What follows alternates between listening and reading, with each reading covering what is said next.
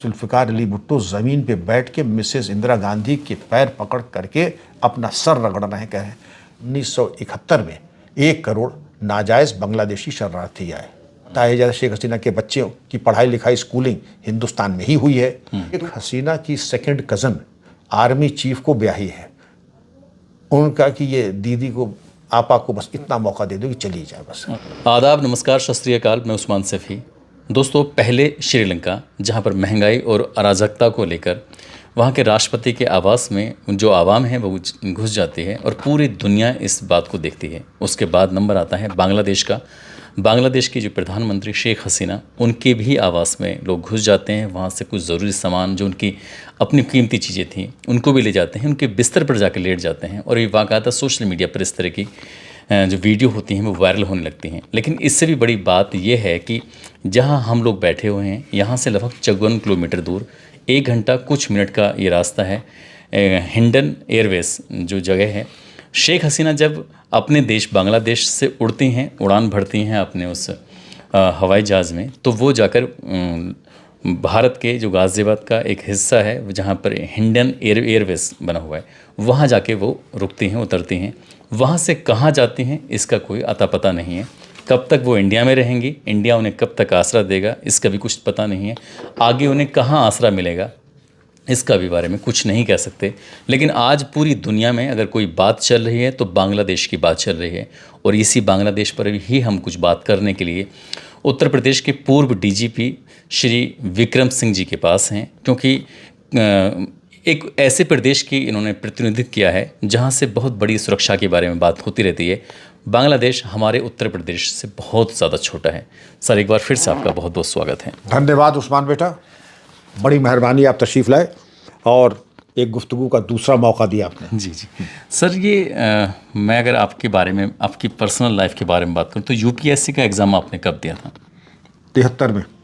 और ये बांग्लादेश की लड़ाई कब चल रही थी? 71 में। तो 73-71 उस वक्त आपकी तैयारी का दौर चल रहा था? तैयारी का दौर, एमएससी का स्टूडेंट था और रोज़ ब्लैकआउट के सायरन बजते थे, सीटियां बजती थी, सायरन बजते थे, ब्लैकआउट होते थे और ये मालूम पड़ता था कि हमारे बॉम्बर्स बांग्लादेश और पाकिस्तान की तरफ जा रहे हैं और उनके बॉम्बर्स हमारी तरफ आ रहे हैं। काफ़ी दिन तक ये तनाव की स्थिति थी। मुझे याद है महीना जाड़े का महीना था और जाड़े के महीनों में इस तरीके के आमोदरफ्त हवाई जहाज़ की आवाज़ें। और उसके बाद डे टू डे हमारे army chief general Sam Manekshaw, जो बाद में कमांडर इन चीफ हो गए, उनके बयानात आए और मुक्ति बाहिनी और भारतीय सेना ने पूरी तरीके से पाकिस्तान आर्मी को नेस्तनाबूद किया। मुझे आज भी याद है जनरल ए टाइगर नियाजी, जो पाकिस्तान के बड़बोले आर्मी कमांडर थे बांग्लादेश के, और उनका एक कमांड था अपनी आर्मी का, हथियार पर जमी, जिसको हिंदी में कहें भूमि शस्त्र, जिसका मतलब कि आप अपने हथियार ज़मीन पर डाल दें, हिंदुस्तान की फ़ौज के सामने है। 1 लाख से ऊपर पाकिस्तानी फ़ौजियों ने अपने पूरे अमरीकी हथियार सरेंडर किया। 1 लाख पाकिस्तानी आर्मी वो पूरी तरीके से जब सरेंडर किया तो वो प्रिजनर ऑफ वॉर हुए। सेकेंड वर्ल्ड वॉर के बाद जो जर्मन डिफीट हुई थी तत्कालीन यूएसआर के सामने, उसके बाद ये पहली घटना थी कि 1 लाख से बड़ी संख्या में आत्मसमर्पण हुआ और पूरे उनके एसएलआर, हथियार, टैंक वैंक सब जब्त हो गए।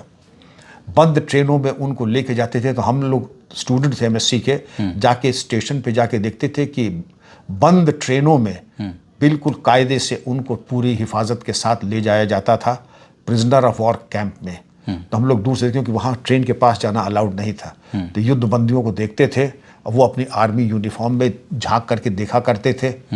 वो भी कहते थे कि अंदर कि कुछ अगर मिल जाए खाने पीने के लिए, तो वो अलाउड नहीं था, तो हम लोग वो कर भी सकते, करना उचित भी नहीं समझते थे।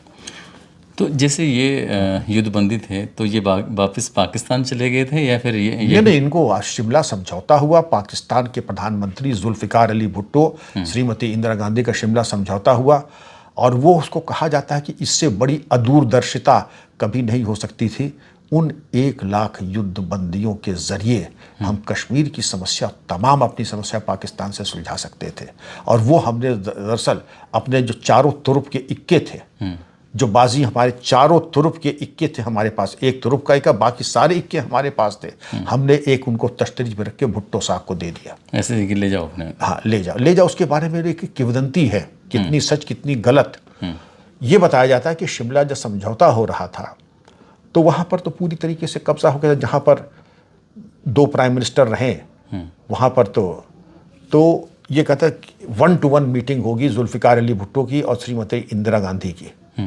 तो जब मीटिंग होगी कोई नहीं जाएगा। तो इंटेलिजेंस के लोग तो शांत बैठते नहीं। उनके जो भी बैरे थे या चाय परोसने वाले वेटर थे वो सब रॉ और आईबी के ऑफिसर्स थे। वो वेटर की वर्दी पहन करके वो चाय वाय पेश करने जाते थे। अच्छा। हाँ, और उसमें से ये बताया जाता है कि जब एक वेटर गया तो उसने देखा जुल्फ़िकार अली भुट्टो ज़मीन पे बैठ के मिसेस इंदिरा गांधी के पैर पकड़ करके अपना सर रगड़ रहे हैं, कह रहे हैं युद्धबंदी हमें दे दीजिए वरना मैं अपने मुल्क नहीं जा पाऊंगा और मैं ताज़िंदगी मैं आपकी ग़ुलामी करने को तैयार हूँ, युद्धबंदी हमें दे दीजिए। अब उन्होंने जो भी पत्ता खेला, मातृत्व का, महिला का, वास्ता यूनिटी का कि आप बड़ी हैं, मैं आपके बेटे की तरह हूं या छोटा भाई हूं, ये भीख मांग रहा हूं। कि उन्होंने जो रॉक अफसर था उसने जो कुछ लिखा उसने कहा कि जैसे भीख का आंचल फैला करके कि ये भीख तो मैं लेके ही जाऊंगा आपसे। शायद मिसेस गांधी पसीज गई और पसीजने के बाद उन्होंने वो कर दिया जो शायद हम लोग सोचते हैं। अभी कितनी सही गलत है ये भी विचारणीय है, लेकिन ये बात सिर्फ मैं नहीं कह रहा। कदाचित आप नेट पे जाएं तो शायद आपको ये कहानी मिल भी जाए। अच्छा जी, क्या बात। तो क्योंकि मालूम तो सबको ही ये क्या हुआ था, तो उसके बाद ये हुआ कि ये चले गए। लेकिन अगर ये नहीं जाते, आप ये समझिए पाकिस्तान की ऐसा कोई परिवार नहीं था और बड़े परिवार जो पंजाब और सिंध के जो रूलिंग क्लास था उनके लड़के सब पकड़े गए थे। बड़ा रूलिंग क्लास जो था पूरी एक तरीके से समझ लीजिए कि पाकिस्तान की जमींदारी और पाकिस्तान का रूलिंग क्लास के उनके सबके बेटे दामाद हिंदुस्तान की कस्टडी में थे। तो आराम से फिर तो कुछ भी करवा सकते थे। हाँ, जब 5 बंधक ले करके 10 बंधक ले करके जो हमास ये कहता कि अब तो हम चढ़ा देंगे धूल इजराइल को, हमारे पास तो 1 लाख से ऊपर थे। 1 लाख से 1 लाख से ऊपर था। हम तो बहुत कुछ कर सकते थे, लेकिन वही हिंदुस्तान की जो उदारता है वो उदारता आड़े आ गई। वो अच्छा नरम दिल होना चाहिए। नरम, ठीक है, ये आप भी कह रहे हो, इंसानियत आप भी कह रहे हो, अब मैं भी यही कह रहा हूँ। लेकिन हम अगर फिलहाल बांग्लादेश की बात करें तो बांग्लादेश की जो शुरुआत होती है वो कैसे होती है, क्या था, मतलब इसके बारे में अगर हिस्ट्री की बात करें तो? आपको मालूम नहीं होगा, वहाँ पर ये कहते थे कि बांग्लादेशियों को, बंगालियों को, वहाँ पे देखिए पाकिस्तान का मतलब पंजाब, जो पंजाबी पाकिस्तानी था वो इनको समझता था मवेशी से बदतर। अच्छा। कि अमेरिका से जैसे को बताते हैं, हसन निसार वहाँ के एक पत्रकार हैं, उन्होंने कहा कि इंटरव्यू देखिए, आज भी है यूट्यूब पे, कि वहाँ से बाथरूम की टाइल्स और बाथरूम के कमोड अमेरिका ने वहाँ की गुर्बत देख करके करीब 20 लाख कमोड भेजे थे। तो उनका था कि इसमें से ऐसा करें कि 5 लाख 7 लाख हमें दे दें, 12 लाख आप रख लें। तो जनरल साहब वहाँ के कहते हैं कि तुम्हारी ये औकात, तुम कमोड इस्तेमाल करोगे, तुम लोग वैसे ही हो, खेत में जाते थे, खेती में जाओ, ये सिर्फ वेस्ट पाकिस्तान के लिए है, पंजाबियों सिंधियों के लिए है। अच्छा। और ये तो एक छोटी सी मिसाल थी, बाकी वो उनको इंसान की तरह नहीं ट्रीट करते थे। बांग्लादेश में तब जो ईस्ट पाकिस्तान था, रविंद्र संगीत बजता था। अब मुझे मालूम नहीं कि रविंद्रनाथ टैगोर का रविंद्र संगीत जो पूरे बंगाल में बड़ी लोकप्रिय थे। अच्छा। तो उस पर इनको आपत्ति थी कि आप रविंद्र संगीत क्यों बजा रहे हैं अपने यहाँ, आप बंगला क्यों बोल रहे हैं, आपको उर्दू बोलनी चाहिए। तो इस चीज़ को लेकर के जो नाइत्तेफाकी हुई, तो शेख मुजीबुर रहमान वहाँ के बड़े लोकप्रिय लीडर। ये समझ लीजिए जो भारत में महात्मा गांधी की स्थिति थी वो उस दौर में शेख मुजीबुर रहमान यानी हसीना के वालिद साहब, अच्छा पिताजी, तो उनकी वही थे, पूजे जाते थे। अच्छा। और बंग बंधु कहते थे, बंग बंधु, हाँ बंग बंधु कहते थे। और जब बोलते थे तो लोगों में एक तरीके से हिस्टीरिया आ जाता था, लोग रोने लगते थे फूट फूट के, इतना वो भावनात्मक रूप से लोगों को मोड़ देते थे। और पब्लिक को हमवार कर लिया, मुक्ति वाहिनी के लिए प्रेरित कर दिया, जो मुक्ति वाहिनी जो गुरिल्ला जंगल वॉरफेयर करती थी। लेकिन अब क्या हुआ, उनकी भी हत्या हुई, उनके परिवार के लोगों की हत्या हुई। शेख हसीना किसी तरीके से बची। अब शेख हसीना के साथ ये जो दुर्गत हुई कि बांग्लादेश जब वॉर हुआ तब भी ये बताया जाता था 1 करोड़, उस जमाने में 1971 में 1 करोड़ नाजायज बांग्लादेशी शरणार्थी आए इंडिया के अंदर। 1 करोड़, 1 करोड़ तब ये फिगर था जब वो वार 90 लाख, हाँ 90 लाख कह रहे थे, 90 अच्छा, लाख। ठीक है। लेकिन अगर 71 में 90 लाख सरकारी आंकड़े थे तो ये आंकड़ा रहा होगा कम से कम 1.5 करोड़, और 40 साल बाद आज तो ये फिगर हो गया होगा कम से कम 6 करोड़। ये मान लीजिए कि एक ऑस्ट्रेलिया आप पाल रहे हैं जो ना टैक्स देगा, जो बांग्लादेशी मतलब यहाँ अपने जी हिंदुस्तान में तो ऑस्ट्रेलिया से ज्यादा की संख्या हिंदुस्तान वैसे ही पाल रहा है। जैसे सर में जुआ पलता है, ये खून तो पिएगा और आपके नुकसान करेगा, लेकिन कंट्रीब्यूट आपकी स्वास्थ्य के लिए, आपकी हेल्थ में कुछ नहीं करेगा। जब वहाँ स्थिति और बिगड़ेगी तो फिर तो वो लोग और ज़्यादा यहाँ पे आएंगे। 4100 किलोमीटर का लंबा आपका बॉर्डर है बांग्लादेश और हिंदुस्तान का। 4100 कुछ किलोमीटर। हाँ, कुछ किलोमीटर। इसको रेड क्लिफ लाइन कहते थे पहले, रेड क्लिफ अंग्रेजों ने बनाया था रेड क्लिफ लाइन। और इस बॉर्डर के ऊपर आपके जो स्टेट्स हैं, असम, त्रिपुरा, मेघालय, वेस्ट बंगाल, कितने संवेदनशील स्टेट्स हैं ये आपके। और ये जो 4125 किलोमीटर का बॉर्डर है, ये रिवरीन भी है, माउंटेनस भी है, और ऐसा ऊबड़ खाबड़ है। यहाँ पर बताइए 2020 से 2024 तक के बीच में कितनी स्मगलिंग हुई होगी। 8,500 रुपए करोड़ की तो 8,500 करोड़ की तो रिकवरी है। इसके अलावा कितनी गो तस्करी, अन्य तस्करी जो हो रही है वो अपनी जगह है। आपने बॉर्डर सिक्योरिटी फोर्स को, बांग्लादेश राइफल्स को आप कहते हैं बांग्लादेश गार्ड्स कहते हैं, तो बांग्लादेश गार्ड्स और बीएसएफ उधर से अलर्ट है, हम बीएसएफ यहाँ से अलर्ट है, फौज अलर्ट है हमारी।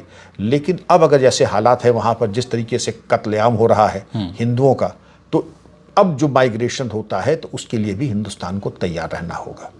हमारा तो ये भी मशवरा रहेगा कि जितने वहाँ से आते हैं उतने यहाँ से वापस करें, जो आ रहे हैं और जो हैं नाजायज़ बांग्लादेशी, सबको एक एक किसी तरीके की चिप डाल करके ये ज़रूर सुनिश्चित कर लें कि उनका लोकेशन मिलता रहे, लोकेशन भी मिलता रहे, आइडेंटिटी भी हो। शहर के अंदर चिप डाल के कोई भी करे, अमेरिका वगैरह में सिस्टम है ही है। अच्छा, है वहाँ पे? बिल्कुल, वहाँ सिस्टम तो ये, ऐसा थोड़ी मैं कोई बात कर रहा हूँ जो कि कहीं वो ना हो, कोई चिप डाल करके, लेकिन वहाँ अपराधियों के लिए होती है। लेकिन अगर आप अपना पेट तो आप भर नहीं पा रहे हैं, और ऑस्ट्रेलिया की जनसंख्या को न सिर्फ आप खिला रहे हैं जो आपको टैक्स चवन्नी नहीं दे रहा है, तो मैं तो ये भी चाहूँगा कि जो इलीगल माइग्रेंट्स होते हैं उनके बारे में विचार कर लें कि क्या उनको नागरिकता देने के बारे में, वोटिंग राइट्स देने के बारे में, एम्प्लॉयमेंट राइट देने के बारे में, और उनको बिल्कुल एक तरीके से शरणार्थी जैसे रहता है, शरणार्थी के राइट्स देने होंगे, क्योंकि उसके ऊपर अगर आप देंगे तो अपने पैर पे कुल्हाड़ी चलाएंगे आप।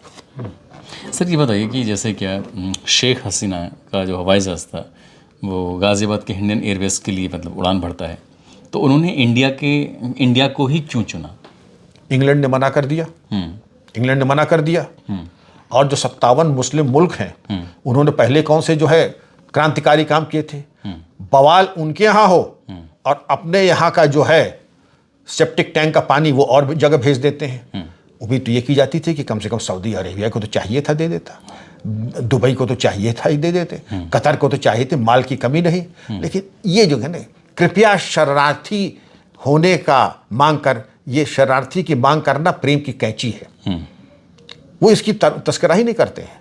तो एक ही मुल्क बचा है वाहिद दुनिया में, कौन? आपका, जो सबको, जो किसको कहीं भी जगह नहीं मिली वो यही आ जाओ। तो सर मेरे मतलब ऐसी जानकारी में है कि जो शेख हसीना हैं इनके बच्चे भी शायद यहाँ इंडिया में रह के पले बड़े। सुना मैंने भी है, और शेख हसीना से ही क्यों, इनके वालिद साहब मुजीबुर रहमान साहब से भी हिंदुस्तान के बड़े अच्छे ताल्लुकात थे। और कुछ साल ये ताल्लुकात बड़े अच्छे रहे, और ऐसे ही ताल्लुकात थे जैसे कनाडा और अमेरिका का है, वैसे बांग्लादेश और हिंदुस्तान का था, फ्री ट्रेड। वहाँ से कहते हैं कि साहब हमें यहाँ से ये जूट वगैरह चाहिए, ये आइटम चाहिए, और वहाँ कहते हैं कोई हिल्सा मछली है वो बांग्लादेश से हमको, बंगालियों को चाहिए, पश्चिम बंगाल को। तो वो कुछ दिन तो हनीमून बहुत अच्छा चला। बाद में जब इस्लामिस्ट ने कब्जा कर लिया तो फिर बाकायदा ISI भी घुस पड़ी दोबारा। जो जानी दुश्मन थे वो फिर भाई भाई हो गए। यानी कि वेस्ट पाकिस्तान, जो मौजूदा पाकिस्तान है जी, और वहाँ की आवामी लीग और बाकी पार्टीज थी, उनका इम्पैक्ट वहाँ पड़ने लगा। अब आज के हालात में ये है कि जो ताल्लुकात शेख मुजीबुर रहमान से थे, शेख हसीना से थे, बताया जाए शेख हसीना के बच्चों की पढ़ाई लिखाई, स्कूलिंग हिंदुस्तान में ही हुई है, तो वो ताल्लुकात तो रहेंगे, वो ख़त्म थोड़ी हो जाएंगे। तो इसीलिए एक नेचुरल एफिनिटी शेख हसीना की उनके बच्चों की हिंदुस्तान के साथ है। तो आगे कहीं जगह नहीं मिली शेख हसीना को, तो फिर तो यहीं रहेंगी वो। बिल्कुल रहेंगी। तो आपको ताज्जुब क्या, दलाई लामा को आपने जगह नहीं दिया था? आप मना करना आपके मिजाज में नहीं है। तो इससे अगर वो यहाँ रहती हैं शेख हसीना, तो हमारे जो बॉर्डर पर कहीं इस तरह की कोई स्थिति गलत तो पैदा नहीं होगी इससे, जो वो लोग समझेंगे कि हाँ भाई भारत तो मदद कर रहा है शेख उस्मान हसीना जी, इसके बारे में अगर फिक्रमंद होते तो दलाई लामा को भी बाहर कर देते। एक सुपर पावर के चलते हमने एक आदमी जिससे मिलना मिलाना कुछ नहीं है उसको, लेकिन एक नैतिकता की बात होती है, एक सैद्धांतिक बात होती है कि दुश्मन हो, हम तो दुश्मन नहीं कर रहे, लेकिन अगर कोई शरणार्थी है तो ना हमने हज़ारों साल से नहीं कहा है, तो अब हम क्यों कहें। सर, पहले भाषा को लेकर बांग्लादेश में बवाल मचता है, वो बांग्ला और उर्दू।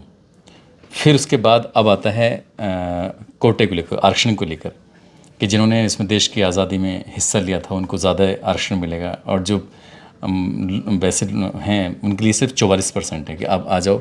अब 56% तो उन्होंने पहले, अगर इस बात को पहले से ही समझ जाती शेख हसीना तो शायद इतनी बड़ा बवाल नहीं। इतना आसान नहीं है, इतना आसान नहीं है। आप जिस बात को कर रहे हैं, 1971 में जो बांग्लादेश लिबरेशन हुआ था, जिन लोगों ने इसको किया था, इसको स्वतंत्रता की लड़ाई बता करके, और स्वतंत्रता की लड़ाई थी भी वो, उसका रिजर्वेशन इनको दिया।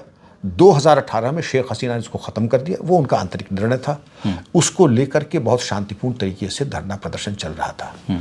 एक नाम मैं बता रहा हूँ, डोनाल्ड लू, ये अमरीकी राजनयिक है। ये जहाँ जाते हैं कहते हैं सनीचर ने घर देख लिया, सनीचर ने घर देख लिया। ये जहाँ जाते हैं वहाँ का तख्ता पलट जाता है। तो इनका वहाँ है कुछ ना कुछ रोल। ये 30 मई को गए थे बांग्लादेश, 30 मई को जब गए थे, और 5 अगस्त, तो 30 मई से 5 अगस्त में क्या हो गया? रोजगार और कोटा ये कोई मतलब मुद्दा नहीं था। शांतिपूर्ण तरीके से बच्चे अपना धरना प्रदर्शन कर रहे थे, वही उग्र हो गया। और इतना उग्र हो गया क्योंकि अब टूल किट आ जाता है। टूल किट आप भी समझ रहे हो, टूल किट मैं भी समझ रहा हूँ। तो टूल किट जब इन्होंने लड़कों को पकड़ा है तो वो हिंसक हो गया और गोलीबारी हुई। लेकिन जैसे हमारे यहाँ कहावत एक है कि मूर्ख वहाँ पहुँच जाते हैं जहाँ फरिश्ते भी नहीं जाते हैं। अरे भाई, तुम्हारे पड़ोस में हो रही, तुम काहे को हैं दाल भात में मूसर चंद तुम पढ़ रही हो? हमारी पश्चिम बंगाल की मुख्यमंत्री, अरे वहाँ पे अगर नहीं तो तुम हमारे यहाँ आ जाओ। तुम्हारे यहाँ कौन से जो है लड्डू फूट रहे हैं, बट रहे हैं, जो तुम उनको दावतनामा दे रहे। तो उसमें तो ये था कि भारत सरकार ने तो उनको सचेत किया ही, उन्होंने भी सचेत किया, आप अपने आंतरिक मसले अपने पास रखें, बांग्लादेश के प्रकरण में हस्तक्षेप न करें आप। डोनाल्ड लू जब वहाँ पर गए तो टूल किट, ये टूल किट एक बहुत मशहूर एक चीज़ है। ये जहाँ जाते हैं वहाँ पर ये टूल किट पकड़ा देते हैं। अच्छा। जैसे आप समझ लीजिए श्रीलंका में ले लीजिए, आप बांग्लादेश में ले लीजिए, वहाँ जा कर के डोनाल्ड लू को कहते हैं कि सत्ता पलट का ये माहिर है, मास्टर है। तो डोनाल्ड लू जब वहाँ पर गए 30 मई को, उसके बाद इन्होंने एकदम से ये उग्र हो गया, ये आंदोलन इतना उग्र हो गया, फौज ने भी इनको मौका नहीं दिया। और फौज से ये कहा गया, शेख हसीना ने, पुलिस ने तो खैर फंसी गई थी जो बल प्रयोग किया था, उन्होंने फौज से कहा, फौज ने मानने से इनकार कर दिया। मामला फिर दिन प्रतिदिन बिगड़ता चला गया। जब पुलिस ने एक तरीके से हथियार डाल दिया और फौज ने आदेश मानने से इनकार कर दिया, तो फौज ने जब आदेश मानने इनकार किया, फिर इनको कहा कि अब आप चली जाइए, आपके पास सिर्फ 45 मिनट है। आप पूछ सकते हैं कि जब शेख मुजीब कर गए तो शेख हसीना को बख्श क्यों दिया गया? शेख हसीना की सेकंड कज़न आर्मी चीफ को ब्याही है। उनका कि ये दीदी को, आपा को बस इतना मौका दे दो कि चली जाए, बस उन्होंने कहा ठीक है 45 मिनट है, इतना मौका दिया कि आकर के यहाँ आ जाएं। और आपने देखा जिस फूहड़ तरीके से वहाँ के फ्रिज का खाना, उनके वस्त्र, जिस तरीके से उसका भोड़ा प्रदर्शन किया, फूहड़ प्रदर्शन किया, वो बहुत गलत। जो शराफत के पैमाने पे हर तरीके से जिसकी जितनी निंदा की जाए वो कम होगी, वो सब दिखाया। एक बुजुर्ग महिला जो तुम्हारी माँ की उम्र की है, उसके साथ तुम ये इस तरीके की हरकत कर रहे हो जी। तो शेख हसीना यहाँ जाती तो कत्ल ना होने का तो वजह ये थी, कत्ल ये भी हो जाती, लेकिन चूंकि इनकी चचेरी बहन सेकंड कज़न ब्याही है आर्मी चीफ को, इसलिए बच गई। 2 सवाल बस अंत में, क्या होगा मतलब इसका बांग्लादेश का भविष्य? बांग्लादेश का भविष्य मुझे अब अच्छा नहीं दिख रहा है।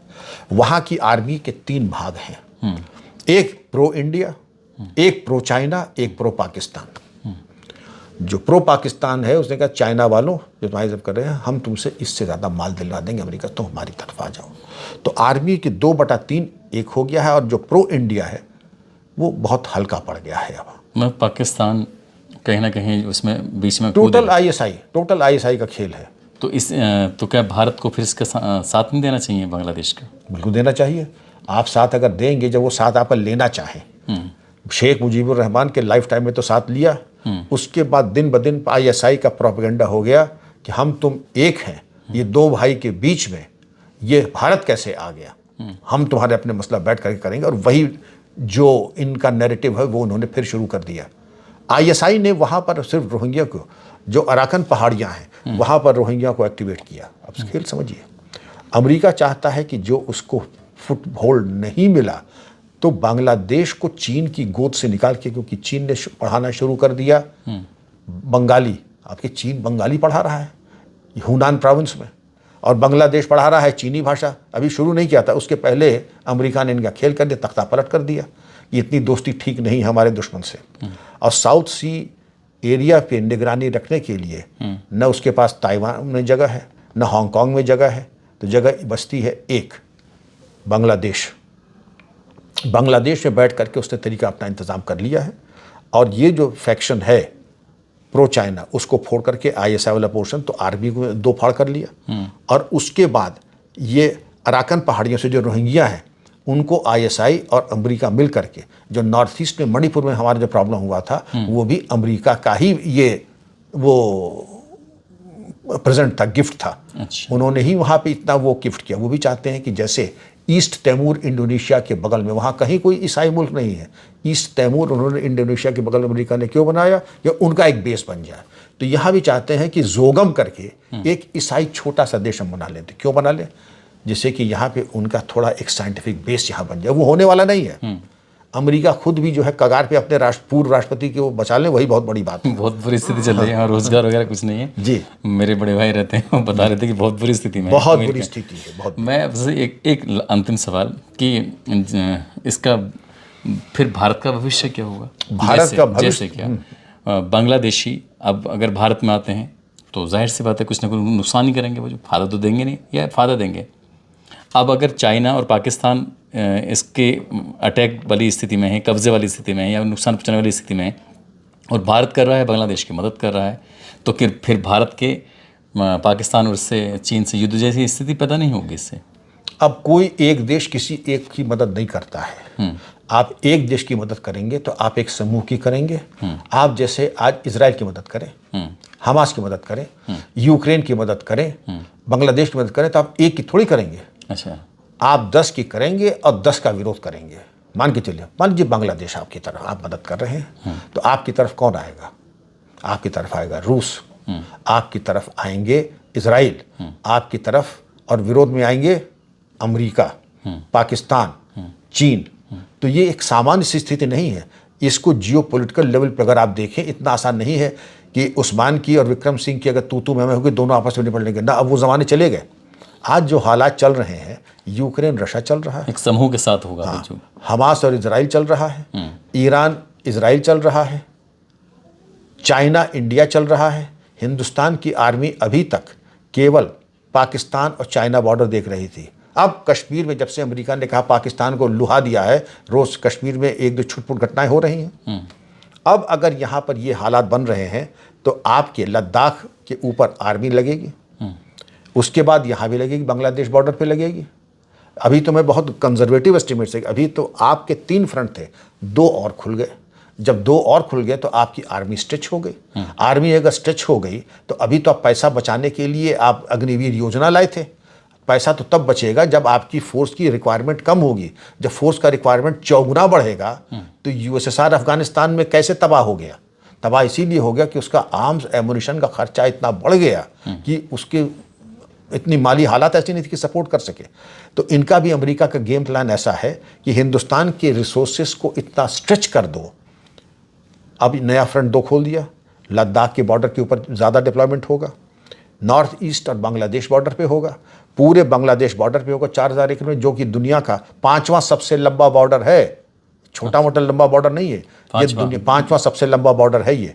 तो यहाँ पर आप लगाओ। अब आप सोच लो कि आपकी फोर्स को तो कंसंट्रेट करना चाहिए था कश्मीर में और लद्दाख में, आपने घुमा दिया इसको यहाँ पे। तो आपके रिसोर्सेस, आपकी फौज, ये थकाने वाली बात है। हर तरफ नुकसान है चारों तरफ से। हमें कोई बहुत इसमें लाभकारी चीज़ें कहीं दिख नहीं रही हैं। लेकिन हिंदुस्तान एक बड़ा मुल्क है, उसकी रिसोर्सेज वो नहीं है जो 1962 में थी। अब मैं बता दूं पॉजिटिव साइड, 1962 में जब लड़ाई हुई थी तो हमारे पास कुछ भी नहीं था। सेकेंड वर्ल्ड वॉर की ली एनफील्ड मार्क 4 राइफल 303 थी। हवाई जहाज़ के नाम पे हमारे पास कुछ था ही नहीं। नेट GN80, इसको फतिंगा कहते हैं, नेट हवाई जहाज़ थे। आज हमारे पास सबसे उत्कृष्ट ब्रह्मोस मिसाइल है और हमारे ही पास नहीं है, हमारे मित्र राष्ट्रों के पास भी वही चीज़ें हैं। तो चाइना अगर ये सोच रहा है कि अभी अंदर आया था, तो चाइना के साथ जो दो हाथ हुए थे, तो उन चीनियों के 25 लोगों को वही कर्नल साहब के आदमियों ने वहीं मार डाला, उनको ख़त्म कर दिया। और ख़त्म करना भी चाहिए था, ये जो बहुत बड़बोलापना करते थे। लेकिन कोई भी युद्ध अगर 16-15 का 16वें दिन चलता है तो उसके रिसोर्सेज होने चाहिए। माना कि आप 5वीं सबसे बड़ी ताकत है, लेकिन अगर एक तरफ चीन, पाकिस्तान तो खैर उसको हम मानते ही नहीं, पाकिस्तान की तो कोई भिखमंगा देश है, फील्ड स्टेट है। लेकिन चाइना के साथ अगर आता है तो ये मान के चलिए कि शायद आपको फिर अगर चाइना आता है तो अमेरिका की भी मदद मिलेगी। तब वो एक स्थिति ऐसी होती, अमेरिका रूस दोनों एक, रूस पैसिव हो जाएगा, अमेरिका की मदद मिलेगी फिर। वाकई आपने जो बात बताई है उसमें शेख हसीना की भी हत्या हो सकती थी उनके पिता की तरह, लेकिन वो रिश्ते जो उनके आर्मी से निकलते हैं तो उससे कहीं ना कहीं उनकी जान बच जाती है। आगे भविष्य उनका क्या होगा कुछ कह नहीं सकते, लेकिन बांग्लादेश का भविष्य ज़्यादा अच्छा नहीं है और भारत को भी बड़ा सोच समझ के उनके साथ कदम उठाने की ज़रूरत है। दोस्तों, उम्मीद करता हूँ ये पूरी जो बातचीत है वो आपको पसंद आई होगी और आप सब लोग अपना ख्याल रखें, सुरक्षित रहें। जय हिंद, जय भारत। थैंक यू, जय हिंद।